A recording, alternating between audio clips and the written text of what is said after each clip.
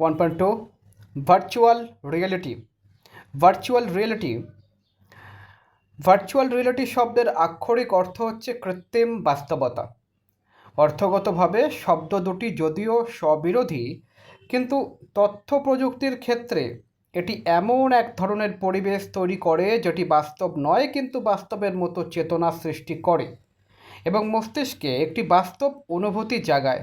আমরা জানি স্পর্শ, শোনা কিংবা দেখা থেকে মানুষের মস্তিষ্কে একটা অনুভূতির সৃষ্টি হয়, যেটাকে আমরা বাস্তবতা বলে থাকি। কতকগুলো যন্ত্রের সাহায্যে যদি আমরা এই অনুভূতিগুলো সৃষ্টি করতে পারি, তাহলে অবস্থাটি মানুষের কাছে পুরোপুরি বাস্তব মনে হতে পারে। এটি নানাভাবে করা সম্ভব। অনেক সময় বিশেষ ধরনের চশমা বা হেলমেট পরা হয়, যেখানে দুই চোখে দুটি ভিন্ন দৃশ্য দেখিয়ে ত্রিমাত্রিক অনুভূতি সৃষ্টি করা হয়। অনেক সময় একটি স্ক্রিনে ভিন্ন ভিন্ন প্রজেক্টর দিয়ে ভিন্ন ভিন্ন দৃশ্য দেখিয়ে সেই অনুভূতি সৃষ্টি করা হয়। এই প্রক্রিয়াগুলো সম্পাদন করার জন্য মূলত কম্পিউটারের সাহায্য নিয়ে হার্ডওয়্যার ও সফটওয়্যারের সমন্বয়ে কোনো একটি পরিবেশ বা ঘটনার বাস্তবিক ভিত্তিক ত্রিমাত্রিক চিত্রায়ন করা হয়। তাই বলা যায় ভার্চুয়াল রিয়েলিটি হলো হার্ডওয়্যার ও সফটওয়্যারের মাধ্যমে তৈরিকৃত এমন এক ধরনের কৃত্রিম পরিবেশ যা উপস্থাপন করা হলে ব্যবহারকারীদেরও কাছে এটি বাস্তব পরিবেশ মনে হয়।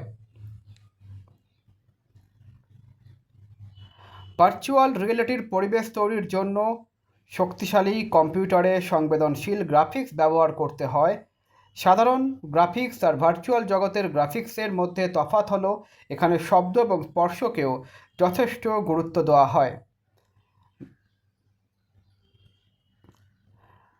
চিত্র: বাংলাদেশের উদ্যোক্তার তৈরি সাশ্রয়ী মূল্যের ভিআর গগলস।